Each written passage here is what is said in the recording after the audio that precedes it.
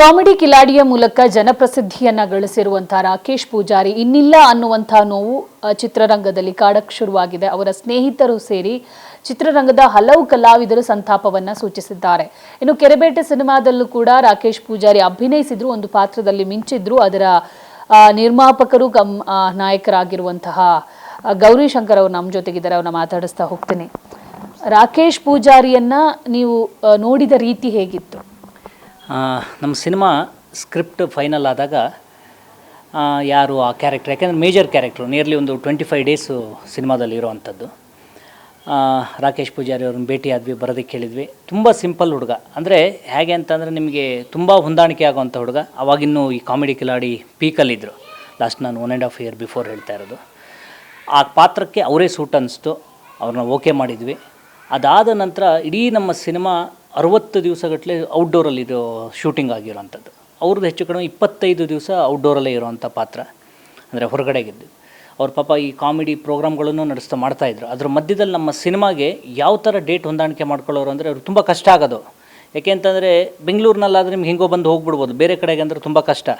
ನಾನು ಅವಾಗ ಹೇಳ್ತಾ ಇದ್ದೆ, ರಾಕೇಶ್ ನಿಮ್ಗೆ ಆಗಿಲ್ಲ ಅಂತಂದರೆ ಈ ಸೀನಲ್ಲಿ ನಾವು ನಿಮ್ಮನ್ನು ಡ್ರಾಪ್ ಮಾಡಿ ಮುಂದೆ ಹೋಗ್ತೀವಿ, ನೀವು ಇಲ್ಲ ಸರ್ ಹಾಗೆ ಮಾಡಿಬಿಡಿ ದಯವಿಟ್ಟು, ನಾನು ಬೇಕಾದ್ರೆ ಮಧ್ಯರಾತ್ರಿ ಒಂದು ಕಾರ್ ಅರೇಂಜ್ ಮಾಡಿ ಇಲ್ಲಿ ಪ್ರೋಗ್ರಾಮ್ ಮುಗಿಸ್ಕೊಂಡು ನಾನು ಅಲ್ಲಿ ಬರ್ತೀನಿ. ಅಂದರೆ ಅಷ್ಟು ಕಮಿಟ್ಮೆಂಟು, ಅಷ್ಟು ಹಸಿವು, ನಾನೇನೋ ಮಾಡಬೇಕು, ನಾನೇನೋ ಆಗಬೇಕು ಅನ್ನೋದು.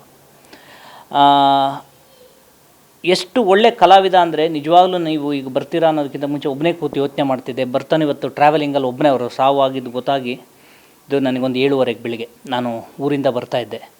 ಒಬ್ಬನೇ ಡ್ರೈವ್ ಮಾಡ್ಕೊಂಡು ಬರೋ ಅಷ್ಟೊತ್ತಿಗೆ ನಾನು ನಿಜವಾಗ್ಲೂ ಅವ್ರು ಸತ್ತೋಗಿದ್ದಾರೆ ಅನ್ನೋದು. ಅದು ಹೇಗೆ ಅಂತಂದರೆ ನಿಮಗೆ ಕೆಲವು ಈಗ ಯಾರೋ ಒಬ್ಬರು ವಯಸ್ಸಾದಂಥವ್ರು ಏನೋ ಒಂದು ಆದವ್ರು ಸತ್ತೋದಾಗ ನಿಮಗೆ ಅವ್ರು ಸತ್ತೋಗಿದ್ದಾರೆ ಅನಿಸುತ್ತೆ. ಈ ಥರದವ್ರು ಸತ್ತೋದಾಗ ನಿಮಗೆ ಸತ್ತೋಗಿಲ್ವೇನೋ ಆ ಥರದ್ದೇ ಒಳಗಡೆ ಎಷ್ಟೇ ಸತ್ಯ ಆದರೂ ಕೂಡ ಅದು ನಿಮಗೆ ಅದು ಒಳಮನಸ್ಸು ಅದನ್ನು ಒಪ್ಕೊಳ್ಳೋಕೆ ರೆಡಿ ಇರಲ್ಲ. ಅಷ್ಟು ಒಳ್ಳೆ ಕಲಾವಿದಾರೆ ಅವನು.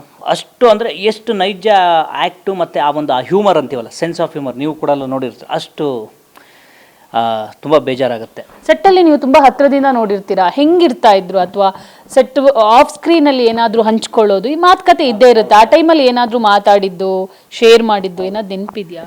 ಯಾವಾಗಲೂ ಅವರು ನನಗೆ ಹೇಳೋರು, ಸರ್ ಸ್ಮಾಲ್ ಸ್ಕ್ರೀನಲ್ಲಿ ಒಂದು ಸ್ವಲ್ಪ ಹೆಸರಾಗಿದ್ದೀವಿ, ಬಟ್ ಈಗ ಸರ್ ಆ್ಯಕ್ಚುಲಿ ಸಿನಿಮಾಗಳಲ್ಲೇ ನಾನು ಜಾಸ್ತಿ ಕಾನ್ಸಂಟ್ರೇಟ್ ಮಾಡ್ತಿದ್ದೀನಿ, ಸಿನಿಮಾನೇ ಮಾಡ್ಬೇಕು ಸರ್, ನಾನು ಒಳ್ಳೊಳ್ಳೆ ಪಾತ್ರಗಳು ಬಂದರೆ ನಾನು ಸಿನಿಮಾನೇ ಜಾಸ್ತಿ ನಾನು ಅದ್ರ ಮೇಲೆ ಕಾನ್ಸಂಟ್ರೇಟ್ ಮಾಡ್ತೀನಿ. ಜೊತೆಗೆ ಹೆಲ್ತ್ ಬಗ್ಗೆ ಸಂಬಂಧಪಟ್ಟಾಗಿ ಅವ್ರ ಮನೇಲಿ ಅವರ ಸಿಸ್ಟರ್ದು ಯಾರ್ದು ಒಂದು ಮದುವೆನೇನೋ ಇತ್ತು ಅವ್ರದ್ದು. ಅವಾಗ ಹೇಳ್ತಾಯಿದ್ರು, ಸರ್ ನೆಕ್ಸ್ಟು ನಂದು ಮದುವೆ, ಸ್ವಲ್ಪ ಬಾಡಿ ಎಲ್ಲ ವೆಯ್ಟ್ ಲೂಸ್ ಮಾಡಬೇಕು, ಡಾಕ್ಟ್ರು ಕೂಡ ಸ್ವಲ್ಪ ಓವರ್ ವೆಯ್ಟ್ ಆಗಿದೆಯಾ ಅಂತ ಹೇಳಿದ್ದಾರೆ ಅಂತ. ಲಾಸ್ಟ್ ಇದು 1.5 ವರ್ಷದಿಂದ ಹೇಳಿದ ಮಾತು ನನಗೆ. ಅದಕ್ಕೆ ನನಗೆ ತಿಳಿದಾಗೆ ಏನಾದ್ರು ವೆಯ್ಟ್ ಗೀಟ್ ಲೂಸ್ ಮಾಡೋದಕ್ಕೆ ಆ ಥರ ಹೊರಟಿದ್ರು, ಅದು ನನಗೆ ಯಾವುದೇ ರೀತಿ ಅದು ಇದಿಲ್ಲ. ಬಟ್ ಎಲ್ಲದಕ್ಕಿಂತ ಜೊತೆಗೆ ಓವರಾಲ್ ಏನಂತಾದರೂ ಏನೋ ಒಂದು ಕನಸು, ಸರ್ ನಾನು ಕಷ್ಟಪಟ್ಟು ಈ ಥರ ಆಗ್ತೀವಿ ಅಂತ ಅಂದ್ಕೊಂಡಿರಲಿ, ಯಾವುದೋ ಒಂದು ವೇದಿಕೆ ಮುಖಾಂತರ ಒಂದು ಹೆಸರು ಬಂದುಬಿಟ್ಟಿದೆ ಸರ್, ಇದನ್ನು ನಾನು ಉಳಿಸ್ಕೊಂಡು ಹೋಗಬೇಕು, ಬೇರೆ ಥರದಲ್ಲಿ ಆಗಬೇಕು. ಈ ಒಂದು ಆ ತುಡಿತಾ ಇತ್ತಲ್ಲ, ಅದನ್ನು ನೀವು ಸುಮ್ಮನೆ ನಾನು ಬಾಯಿ ಮಾತಲ್ಲಿ ಹೇಳ್ಬೋದೇನೋ, ಬಟ್ ಅಷ್ಟು ಹಸಿವಿತ್ತು. ಜೊತೆಗೆ ಅಷ್ಟೇ ಡೌನ್ ಟು ಅರ್ತ್ ಅವನು. ನಿಮಗೆ ಪ್ರೊಡ್ಯೂಸರ್ ಆ್ಯಕ್ಟ್ರ್ ಅವರಲ್ಲ, ನಿಮಗೊಂದು ಚೂರು ತೊಂದರೆ ಆಗಬಾರ್ದು ಯಾರಿಗೂ, ಆಮೇಲೆ ಯಾವುದಕ್ಕೂ ಓವರ್ ಡಿಮ್ಯಾಂಡ್ ಇಲ್ಲದೆ ಇರೋವಂಥದ್ದು. ಆಮೇಲೆ ಇಡೀ ಸೆಟ್ಟಲ್ಲಿ ತಮಾಷೆ. ಹೇಗೆ ಅಂತ ನಮ್ಮ ಸಿನಿಮಾದಲ್ಲಿ ಎಲ್ಲ ಸುಮಾರು ಜನ ಆರ್ಟಿಸ್ಟ್ಗಳಿದ್ದಾರೆ, ಎಲ್ಲ ಕೂಡ ಅವರು ನಮ್ಮ ಸೌತ್ ಕೆನರಾ ಬೆಲ್ಟ್ನವರು ಕೂಡ ತುಂಬ ಜನ ಇದ್ದಾರೆ. ಈಗ ರಾಮದಾಸ್ ಇರ್ಬೋದು, ಸುಮಾರಷ್ಟು ಜನ ಆರ್ಟಿಸ್ಟ್. ಅವರು ತುಳುಲೆ ಅವ್ರದ್ದು ತಮಾಷೆ ಮಾಡೋರು, ನಮ್ಮ ಯಾರಿಗೂ ಅರ್ಥ ಆಗ್ತಿದ್ದಿರಲ್ಲ ತುಳು. ಆವಾಗ ನಮ್ಮ ಗೋಪಾಲ್ ದೇಶಪಾಂಡೆ ಅವರು, ಸಂಪತ್ ಅವರು, ಹರಿಣಿಯವರು, ಓವರಾಲಾಗಿ ನಾನು ಅದೇ ಬೆಳಿಗ್ಗೆ ಯಾರ ಹತ್ರನೇ ಹೇಳ್ತಾ ಇದ್ದೆ, ಸುಮ್ಮನೆ ಹಿಂದಕ್ಕೆ ಬಂದು ಎಲ್ಲರೂ ಏನೋ ಗಂಭೀರವಾಗಿದ್ದಾಗ ರಪ್ಪನ್ನು ಬಂದು ಕೆಳಗಡೆ ನಾಯಿ ಥರನೋ ಇನ್ನೊಂದು ಥರನೋ ಕಾಲಿಗೆ ಬಂದು ಕಚ್ಚಿದಾಗ ಮಾಡೋದು. ಇಡೀ ಸೆಟ್ಟಲ್ಲಿ ಒಂದು ಸರಿ ಏನೋ ಒಂದು ಇಡೀ ಸೆಟ್ಟನ್ನೇ ಒಂದು ನಗೆ ಕಡಲಿಕ್ಕೆ ತೇಲ್ಸೋದು. ಇವೆಲ್ಲವೂ ಯೋಚನೆ ಮಾಡ್ತಾಯಿದ್ರೆ ರಾಕೇಶ್ ಸತ್ತೋಗಿಲ್ವೇನೋ ಅನಿಸುತ್ತೆ. ಸರ್, ರಾಕೇಶ್ ಪೂಜಾರಿ ಸತ್ತಿರೋದು ಈಗ ಕೇವಲ ಕಾಮಿಡಿ ಕಿಲಾಡಿಗರು ಮಾತ್ರ ಬೇಸರ ವ್ಯಕ್ತಪಡಿಸ್ತಾ ಇಲ್ಲ, ತುಂಬ ಕಲಾವಿದರು ಸಂತಾಪ ಸೂಚಿಸ್ತಿದ್ದಾರೆ. ಒಂದೊಳ್ಳೆ ಹುಡುಗ, ಒಂದೊಳ್ಳೆ ಕಲಾವಿದ ಅಂತ ಬರ್ಕೋತಾ ಇದ್ದಾರೆ. ಸೊ ಸಾಕಷ್ಟು ಇಲ್ಲಿಯ ನೆನಪುಗಳು ಬಿಟ್ಟು ಹೋಗಿದ್ದಾರೆ ಅನಿಸುತ್ತೆ. ಮೇಡಮ್ ಹೇಗೆ ಅಂದರೆ ನೋಡಿ, ಯಾರೋ ಒಬ್ಬರು ಒಂದು ವಯಸ್ಸು ದಾಟಿ ಒಂದು ಏಜು, ಒಂದು ಅಚೀವ್ಮೆಂಟು, ಜೀವನದ ಜವಾಬ್ದಾರಿಗಳು ಒಂದು ಹಂತಕ್ಕೆ ಮುಗಿಸೋದಂಥವ್ರು ತೀರೋದಾಗ ಬೇಜಾರಾಗುತ್ತೆ, ಆದರೆ ದೊಡ್ಡ ಆಘಾತ ಆಗಲ್ಲ. ಇವರೆಲ್ಲ ಈಗಿನ್ನೂ ಏನೋ ಬೆಳಿಬೇಕು, ಏನೋ ಮಾಡಬೇಕು, ಏನೋ ಒಂದು ಕನಸು. ಅಪ್ಪ ಅಮ್ಮನಿಗೆ ಹೇಗಿರುತ್ತೆ ಅಂದರೆ, ನನ್ನ ಮಗ ಈಗ ಕೋಟ್ಯಾಂತರ ರೂಪಾಯಿ ದುಡ್ಡು ಮಾಡೋದನ್ನು ಮೀರಿದ್ದ ಸಿನಿಮಾ ಅಲ್ವಾ. ಸಿನಿಮಾದಲ್ಲಿ ಹೆಸರು 4 ಜನ ಗುರುತಿಸ್ತಾರೆ. ಅವ್ರ ತಾಯಿ ಜೊತೆಗೆ ಯಾವುದೋ ಒಂದು ಫಂಕ್ಷನ್ಗೋ, ಯಾವುದೋ ಒಂದು ಮದುವೆ ಮನೆಯೋ ಎಲ್ಲೋ ಹೋದಾಗ ಆ ಮಗನ ಜೊತೆಗೆ ಯಾರೋ ಫೋಟೋ ತಗೊಂಡಾಗ ಆ ತಾಯಿಗೆ ಎಷ್ಟು ಖುಷಿಯಾಗಿರುತ್ತೆ ಅಲ್ವಾ. ಇವೆಲ್ಲವೂ ನೋಡ್ತಾ ಇದ್ದರೆ ಅವನ ಆ ಕನಸುಗಳಷ್ಟು ಕೂಡ ಇದಾಗಿ ಹೋಗ್ಬಿಡ್ತಲ್ಲ. ಈಗ ನಾವು ಎಲ್ಲ ನಾಳೆ ಮಾತಾಡ್ಬೋದು, ಇನ್ನೊಂದು 4 ದಿವಸ ಆದಮೇಲೆ ಇದೆಲ್ಲ ನಿಧಾನ ಮರಿತು ಹೋಗ್ಬೋದು ನಮ್ಮ ಜೀವನದ ಜಂಜಾಟದಲ್ಲಿ. ಆದರೆ ಅವನ ಮೇಲೆ ಡಿಪೆಂಡ್ ಆದಂಥವ್ರು, ಅವ್ನು ಹೆತ್ತವರು, ಅವ್ರಿಗೆ ಯಾವಾಗಲೂ ಸದಾ ಕಾಡುತ್ತಲ್ವ, ಇದು ಸಾಯೋ ತನಕನೂ ಕೊರಗಲ್ವ. ಅದು ಯಾವ ಕಾರಣಕ್ಕೂ ಮರೆಯೋದಕ್ಕಾಗಲ್ಲ ಅವರ ಫೈನಾನ್ಷಿಯಲ್ ಪರಿಸ್ಥಿತಿಗಳು ಏನಿದೆಯೋ. ಯಾಕೆಂತಂದರೆ ಪ್ರತಿಯೊಬ್ಬರು ಈ ಸಿನಿಮಾ ರಂಗದಲ್ಲಿ ನಾನೇನೋ ಆಗಬೇಕು ಅಂತ ಗುರ್ಸ್ಕೊಳಕ್ಕೆ ಬರೋವಂಥ ಈ ಥರ ಹೋರಾಟದಲ್ಲಿ ಬರೋರು ಎಲ್ಲರೂ ಬಡತನದಿಂದನೇ ಬಂದಂಥವರೇ ಜಾಸ್ತಿ ಇರ್ತಾರೆ. ಈಗಿನ್ನು ಏನೋ ಸಣ್ಣ ಮಟ್ಟದಲ್ಲಿ ಒಂದು ಸೆಟ್ಲ್ ಆಗ್ತಾ ಇರ್ತಾರೆ, ಏನೋ ಒಂದು ಚಿಗುರೊಡಿತಾ ಇರ್ತಾರೆ. ಅಷ್ಟೊತ್ತಿಗೆ ಈ ಥರ ಚೂಟ್ ಹೋಗ್ಬಿಟ್ರೆ ಏನು ಯಾವುದ್ರ ಬಗ್ಗೆನೂ ಭರವಸೆನೇ ಇರಲ್ಲ. ಬದುಕು ಬಗ್ಗೆ ನಿಮಗೆ ಒಂಥರ ಬೇಸರನೇ ಶುರು ಆಗುತ್ತೆ. ಇಷ್ಟೇನಾ ಜೀವನ ಅನಿಸ್ಬಿಡುತ್ತೆ. ಸರ್, ಇವಾಗ ಸಾಮಾನ್ಯವಾಗಿ ಒಂದು 50+ ದಾಟಿದ್ರೂ ಅಥವಾ ಒಂದು 70+ ದಾಟಿ ಸಾಯೋದಂದರೆ ಅದನ್ನು ಏನೋ ತಗೊಂಬಿಡ್ಬೋದು. ಬಟ್ 33 ವರ್ಷಕ್ಕೆ ರಾಕೇಶ್ ಪೂಜಾರಿ ಇನ್ನಿಲ್ಲ ಅನ್ನುವಂಥದ್ದು ಹಲವರಿಗೂ ಜೀವನ ಇಷ್ಟೇನಾ ಅನ್ನೋ ಒಂದು ಪ್ರಶ್ನೆ ಕಾಡಕ್ಕೆ ಶುರು ಆಗ್ತಿದೆ. ಯಾಕಂದರೆ ರಾಕೇಶ್ ಪೂಜಾರಿ ಹಿಂದೆ ಇದೇ ಚಿತ್ರರಂಗದ ಇನ್ನೊಬ್ಬ ಟೆಕ್ನಿಷಿಯನ್ಸ್ ಕೂಡ ಸಾವನ್ನಪ್ಪಿದ್ರು. ಅವ್ರಿಗೆ ಕೂಡ ಹೃದಯಾಘಾತದಿಂದನೇ ಸಾವನ್ನಪ್ಪಿರೋದು. ಇದೆಲ್ಲ ಕೇಳಿದಾಗ 2 days ಬಿಫೋರ್ ತುಂಬ ಬೇಜಾರಾಗುತ್ತೆ ಮೇಡಮ್. ಅಂದರೆ ಕೆಲವ್ರು ಹೇಳ್ತಾರೆ, ಯಾರು ಸತ್ತೋಗಿದ್ದಾರೆ ಎಂಗೇಜ್ನವರು ಅಂತಂದರೆ ತುಂಬ ಕುಡಿತಿದ್ನ, ಸಿಗರೆಟ್ ಸೈತಿದ್ನ, ಅಥವಾ ತುಂಬ ನಾನ್ ವೆಜ್ ತಿಂತಾಯಿದ್ರು.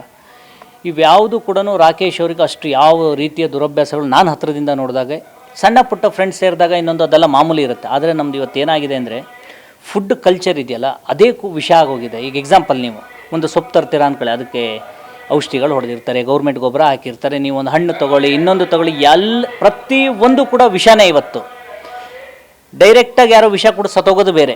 ಈ ಥರ ಇಂಡೈರೆಕ್ಟಾಗಿ ಏನಾಗುತ್ತೆ ಗೊತ್ತಾ, ನಿಮ್ಮ ಆಹಾರದಲ್ಲಿ ನಿಮ್ಮ ದೇಹದ ಒಳಗಡೆ ವಿಷ ಅನ್ನೋದು ಸೇರ್ತಾ ಹೋಗಿದೆ.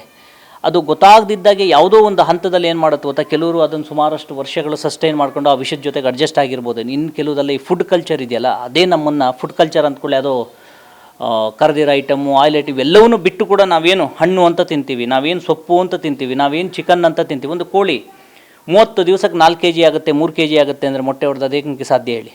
ನ್ಯಾಚುರಲ್ ಆಗೋದಕ್ಕೆ ಸಾಧ್ಯನಾ? ಇದೆಲ್ಲದೂ ಕೂಡ ನಮ್ಮ ವ್ಯವಸ್ಥೆ ಅಲ್ವಾ ಆ ಒಂದು ಹಂತಕ್ಕೆ ತೊಗೊಂಡೋಗಿರೋದು. ಆರೋಗ್ಯ, ಈಗ ಯಾರೋ ಒಬ್ಬ ಹುಡುಗನೇ ಆಗಿರಲಿ, ಸುಮಾರು ದಿವಸ ಹುಷಾರಿದ್ದಿರಲ್ಲ, ಕಾಯಿಲೆ ಬಿದ್ದ, ಇನ್ನೊಂದು ತೀರೋದ ಅನ್ನೋದು ಬೇರೆ. ಇದ್ದಕ್ಕಿದ್ದಾಗೆ ಕುಣಿತಾ ಇದ್ದ, ಡ್ಯಾನ್ಸ್ ಮಾಡ್ತಿದ್ದ, 5 ನಿಮಿಷದಿಂದ ಇಲ್ಲ, 5 ನಿಮಿಷದಿಂದ ಡ್ಯಾನ್ಸ್ ಮಾಡ್ತಿದ್ದವನು ಇದ್ದಕ್ಕಿದ್ದಂಗೆ ಕುಸ್ತು ಬಿದ್ದೋದ, ಸತ್ತೋದ ಅಂತಂದರೆ ಏನು ಹೇಳಿ? ಅದಕ್ಕೇನು ಹೇಳ್ತೀರಾ? ಸರ್, ಕೊನೆಯದಾಗಿ ನೀವು ಯಾವಾಗ ಭೇಟಿಯಾಗಿದ್ರಿ ಅವ್ರನ್ನ, ಏನು ಮಾತಾಡ್ಕೊಂಡಿದ್ರಿ? ನನಗೆ ಲಾಸ್ಟ್ ಟೈಮ್ ಒಂದು ಯಾವುದೋ ಒಂದು ಸ್ಕೂಲ್ ಫಂಕ್ಷನ್ ಕರೆದಿದ್ರು, ನನಗೆ ಬರೋದಕ್ಕೆ ಕೇಳಿದರು. ನಾನು ಹೇಳಿದೆ, ಸ್ಕೂಲ್ ಮಕ್ಕಳು ಸಣ್ಣವ್ರೆ, ಅವರಿಗೆ ನಮ್ಮ ಕೆರೆಬೇಟೆ ಸಿನಿಮಾ ಅಥವಾ ನಾನು ಅಷ್ಟು ಗೊತ್ತಾಗೋದಕ್ಕೆ ಸಾಧ್ಯ ಇಲ್ಲ. ಬಟ್ ಆದರೆ ಆ ಮಕ್ಕಳುಗಳಿಗೆ ಇಷ್ಟ ಆಗೋವಂಥದ್ದು ರಾಕೇಶ್ ಪೂಜಾರಿ, ಅಂಥವ್ರನ್ನ ಯಾರನ್ನಾರು ನೀವು ಕರೆಸಿ ಅಂತ ಸುಮ್ಮನೆ ಹೇಳಿದೆ. ಅವ್ರು ನನ್ನನ್ನು ಬಿಡಲೇ ಇಲ್ಲ. ಸರ್, ಹೌದೌದು, ಕಾಮಿಡಿ ಕಿಲಾಡಿ ಅವರು ರಾಕೇಶ್ನ ಕರೆಸಿ ಸರ್, ಕರೆಸಿ ಅಂದರು. ನಾನು ಆ್ಯಕ್ಚುಲಿ ಆಮೇಲೆ ರಾಕೇಶ್ಗೆ ಫೋನ್ ಮಾಡಿದೆ, ರಾಕೇಶ್ ಹಿಂಗೊಂದು ಕಾರ್ಯಕ್ರಮ ಇದೆ ಸ್ಕೂಲ್ದು, ನೀವು ಹೋಗ್ಬೋದಂತ. ಅಯ್ಯೋ ಸರ್, ನನಗೆ ಶೂಟಿಂಗ್ ಇದೆಯಲ್ಲ ಅಂದ. ಅಯ್ಯೋ ಹಾಗೆ ಮಾಡಬೇಡಿ, ನೀವು ಹೋಗಲೇಬೇಕು, ಏನು ಮಾಡೋದು? ಅಯ್ಯೋ ಸರ್, ಹಂಗಾದ್ರೆ ಎಷ್ಟೊತ್ತಿಗೆ, ಯಾವ ಡೇಟು, ಯಾವ ಟೈಮಿಂಗ್ ಸರ್? ಸರ್, ನೀವು ಇಷ್ಟು ರಿಕ್ವೆಸ್ಟ್ ಮಾಡೋದೇ ಬೇಡ, ನಾನು ಆ ಸ್ಕೂಲ್ಗೆ ಹೋಗಿ ಬರ್ತೀನಿ ಅಂಥೇಳಿ ಆ ಥರದ್ದು 2 ಫಂಕ್ಷನಿಗೆ ಕಳಿಸಿದ್ದೆ. ಹೋಗಿದ್ದರು.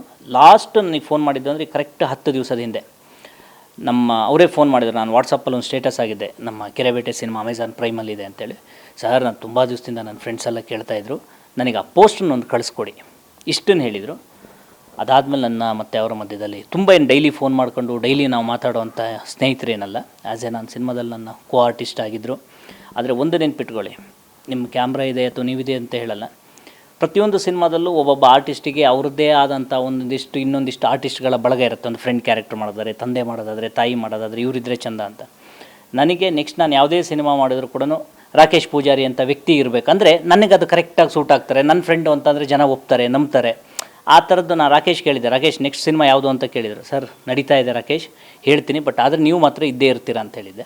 ಖಂಡಿತ ಸರ್, ನೀವು ಅದು ಯಾವತ್ತಾದರೂ ಹೇಳಿ, ಯಾವ ಡೇಟ್ಸು ಏನಿದ್ರೂ ಕೂಡ ನಿಮ್ಮ ತಂಡದಲ್ಲಿ ಮಾಡೋದಕ್ಕೆ ನಂಗೆ ಖುಷಿ ಅಂತ ಹೇಳಿದರು. ಇವೇ ಒಂದಿಷ್ಟು ಮಾತುಗಳು. ಸರ್, ಇವಾಗ ರಾಕೇಶ್ ಪೂಜಾರಿ ಇನ್ನಿಲ್ಲ ಅನ್ನುವಂಥದ್ದನ್ನು ಆಕ್ಸೆಪ್ಟ್ ಮಾಡ್ಕೊಳ್ಳೇಬೇಕು. ಬಟ್ ಒಂದು ಕಡೆ ಚಿತ್ರರಂಗಕ್ಕೆ ಇದೆಷ್ಟು ಲಾಸ್, ಇನ್ನೊಂದು ಕಾಂತಾರದಲ್ಲಿ ಕೂಡ ಅವರು ಆ್ಯಕ್ಟ್ ಮಾಡ್ತಾ ಇದ್ರು. ಸೊ ಅಲ್ಲಿ ಆ ಒಂದು ಖುಷಿ ಕೂಡ ಅವರಿಗಿತ್ತು, ದೊಡ್ಡ ಪ್ರೊಡಕ್ಷನ್ ಹೌಸಲ್ಲಿ ಮಾಡ್ತಾ ಇರೋದು. ಇದೆಷ್ಟು ಇದ್ರ ಬಗ್ಗೆ ಮಾತಾಡೋದು ನೋಡಿ. ಕಾಂತಾರ ಅನ್ನೋದು ಸಿನಿಮಾ ನಮ್ಮ ಕನ್ನಡಿಗರ ಪ್ರೈಡು, ಆಮೇಲೆ ದೇಶಾದ್ಯಂತ ರಿಲೀಸ್ ಆಗೋಂಥ ಒಂದು ಸಿನಿಮಾ. ಪ್ರತಿಯೊಬ್ಬ ಕಲಾವಿದನಿಗೂ ನಾನೇನು 100 ಜನಕ್ಕೆ ಗುರ್ಸ್ಕೊಳ್ತೋಗ್ಬೇಕು, ಲಕ್ಷಾಂತರ ಜನಕ್ಕೆ ಗೊತ್ತಾಗಬೇಕು ಅನ್ನೋದೇ ಆಸೆ ಅಲ್ವಾ. ಆ ಕೆರೆಬೇಟೆಯಲ್ಲಿ ಮಾಡಿದಾಗ ಅದರಲ್ಲಿ ಅವಕಾಶ ಸಿಕ್ಕಿದಾಗ ಎಷ್ಟು ಖುಷಿ ಪಟ್ಟಿರ್ತಾರೆ. ಆ ಸಿನಿಮಾದಲ್ಲಿ ನಾನು ಬರ್ತೀನಿ, ನಾಳೆ ದೇಶಾದ್ಯಂತ ನನ್ನ ನೋಡ್ತಾರೆ ಅಂತ ಅಂದಾಗ ಅದೊಂದು ಎಷ್ಟೋ ಖುಷಿ ಇರುತ್ತೆ. ಆ ಖುಷಿಯೆಲ್ಲ ಕಮರು ಹೋಯ್ತಾ? ಎಲ್ಲವೂ ಕೂಡ ಹಾಗೆ, ಅದೇನು ನೆನಪುಗಳು, ಆಸೆಗಳು, ಪ್ರತಿಯೊಬ್ಬ ಮನುಷ್ಯನು ಈ ಥರ ಸಣ್ಣ ಮಟ್ಟದಿಂದ ಬಂದು ಒಂದು ಗ್ರೋತ್ ಆದಂಥವನಿಗೆ ಒಳಗಡೆ 100 ಕನಸಿರುತ್ತೆ. ನಾನೇನೋ ಒಂದು ಮನೆ ಕಟ್ಟಬೇಕು, ಇನ್ನೊಂದೇನೋ ಮಾಡಬೇಕು, ತಂಗಿ ಮದುವೆನೋ ಜೋರು ಮಾಡಬೇಕು, ನನಗೆ ಗೊತ್ತಿಲ್ಲ, ನಾನು ಎಕ್ಸಾಂಪಲ್ ಹೇಳ್ತಾ ಇರೋದು. ಈ ಥರದ್ದೆಲ್ಲ ಕನಸಿದ್ದಂಥವನಿಗೆ ನೋಡಿ, ಕಾಂತಾರ ಅಂತ ಸಿನಿಮಾದಲ್ಲಿ ಒಂದು ಕ್ಯಾರೆಕ್ಟರ್ ಪಡೆಯೋದಷ್ಟು ಈಸಿ ಇಲ್ಲ. ಯಾಕೆಂತಂದ್ರೆ ಅಷ್ಟು ದೊಡ್ಡ ಸಿನಿಮಾಗಳಲ್ಲಿ ಅದು ಯಾವುದಾದ್ರು ಆಗಿರಲಿ ಪಾತ್ರ, ಸಣ್ಣದಂತೂ ಆಗಿರಲ್ವ, ಒಂದು ಇರೋದ್ರಲ್ಲಿ ರೆಕಗ್ನೈಸ್ ಆಗೋಂಥ ಪಾತ್ರ ಆಗಿರುತ್ತಾ. ಈಗ ಯಾವುದೋ ಒಂದು ಸಿನಿಮಾದವ್ರಿಗೆ ಅಂದ್ಕೊಳ್ಳಿ, ಅವ್ರು ಸಾವೆಷ್ಟು ನಷ್ಟ ಅಂತ ಕೇಳಿದ್ರಲ್ಲ, ಅರ್ಧಂಬರ್ಧ ಶೂಟಿಂಗ್ ಆಗಿರುತ್ತೆ. ಅವ್ರು ಏನು ಮಾಡ್ಬೇಕು, ಮೇಜರ್ ಕ್ಯಾರೆಕ್ಟರ್ ಆಗಿ ಅವ್ರನ್ನ ಡ್ರಾಪ್ ಮಾಡೋಕ್ಕಾಗದಿರೋಂಥ ಕ್ಯಾರೆಕ್ಟರ್ ಆಗಿದ್ದರೆ ಅವ್ರು ಯಾಕೆ ಅದನ್ನು ಕಂಟಿನ್ಯೂ ಮಾಡಬೇಕು. ಬಟ್ ರಾಕೇಶ್ ಪೂಜಾರಿ ಥರದವ್ರನ್ನ ನಾವು ಆ್ಯಕ್ಟ್ರಾಗಿ ಹಾಕೊಳ್ಬೇಕು ಅಂತ ನನ್ನಂತರ ಕನಸಿಟ್ಕೊಂಡವ್ರು ಏನು ಮಾಡಬೇಕು. ಈಗ ನಾನು ನೆಕ್ಸ್ಟ್ ಯಾವ್ದಾದ್ರು ಒಂದು ಸಿನಿಮಾ ಮಾಡೋಷ್ಟೊತ್ತಿಗೆ ಫ್ರೆಂಡ್ ಬೇಕು, ಇನ್ನೊಂದೇನೋ ಬೇಕು, ಆ ಥರದೊಂದು ಹಾಸ್ಯ ಕಲಾವಿದ ಬೇಕು ಅಂತಂದರೆ ನಾವು ಇನ್ನೊಬ್ಬನ ಸರ್ಚ್ ಮಾಡಬೇಕು. ಅವ್ರಿಗಿಂತನೂ ಉತ್ತಮ ಕಲಾವಿದ ಸಿಗ್ಬೋದೇನೋ, ಆದರೆ ಆ ಥರ ಒಂದು ಹ್ಯುಮ್ಯಾನಿಟಿ ಇರೋಂಥವನು, ಅಷ್ಟು ಸರಳ ಹುಡುಗ, ಅಷ್ಟು ಪ್ರೀತಿ ಎಲ್ಲರ ಜೊತೆಗೂ, ಪ್ರೊಡ್ಯೂಸರ್ ಫ್ರೆಂಡ್ಲಿ, ಈ ಥರದವ್ರು ಎಲ್ಲರೂ ಸಿಗೋದು ಕಷ್ಟ. ನಿಮ್ಗೆ ಅಷ್ಟು ಈಸಿ ಇಲ್ಲ ಅಲ್ವಾ? ಹಾಂ, ಥ್ಯಾಂಕ್ ಯು. Thank you. ಇದಿಷ್ಟು ಕೆರೆಬೇಟೆ ಚಿತ್ರದ ನಾಯಕ ನಟ ಜೊತೆಗೆ ನಿರ್ಮಾಪಕರಾಗಿರುವಂಥ ಗೌರಿಶಂಕರ್ ಅವರ ಮಾತಾಗಿತ್ತು. ರಾಕೇಶ್ ಪೂಜಾರಿ ಜೊತೆ ಇವರ ಕೆಲಸ ಹೆಂಗಿತ್ತು, ಇವ್ರು ಯಾವ ಥರ ಅವ್ರ ಜೊತೆ ಒಡನಾಟ ಇಟ್ಕೊಂಡಿದ್ರು, ಮುಂದಿನ ಸಿನಿಮಾಕ್ಕೂ ಅವರನ್ನೇ ಆಯ್ಕೆ ಮಾಡ್ಕೊಂಡಿದ್ರು ಕೂಡ. ಆದರೆ ವಿದ್ಯಾ ಆಟ ಬೇರೆ ಇತ್ತು. ಇವತ್ತು ಇಡೀ ಚಿತ್ರರಂಗ ರಾಕೇಶ್ ಪೂಜಾರಿಯನ್ನ ಕಳ್ಕೊಂಡಿದೆ. ಕ್ಯಾಮರಾ ಪರ್ಸನ್ ಜೈನ್ ಜೊತೆ ದೀಪಿಕಾ ಪವರ್, ಟಿವಿ ಬೆಂಗಳೂರು.